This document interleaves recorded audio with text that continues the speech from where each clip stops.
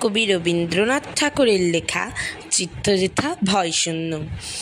চিত্তজেথা ভয়শূন্য, উচ্চ যেথা শির, জ্ঞান যেথা মুক্ত, যেথা গৃহের প্রাচীর, আপন প্রাঙ্গণ তলে দিবস্বর বরি, বসুধারে রাখে নাই খণ্ড ক্ষুদ্র করি, যেথা বাক্য হৃদয়ের উৎসুক মুখ হতে উচ্ছ্বসিয়া উঠে, যেটা নির্বারিত স্রোতে দেশে দেশে দিশে দিশে কর্মধারা ধায়, অজস্র সহস্রবিদ চরিতার্থতায়, যেটা তুচ্ছ আচারের মরু বারুলাসী, বিচারের স্রোত পথ ফেলে নাই ঘাসি, পৌরস্বরে করেনি শতধা, নিত্য যেথা তুমি সর্বকর্ম চিন্তা, আনন্দের নেতা, নিজ হস্তে নির্দয় আঘাত করি পিত্ত, ভারতের সেই স্বর্গে করো জাগরিত।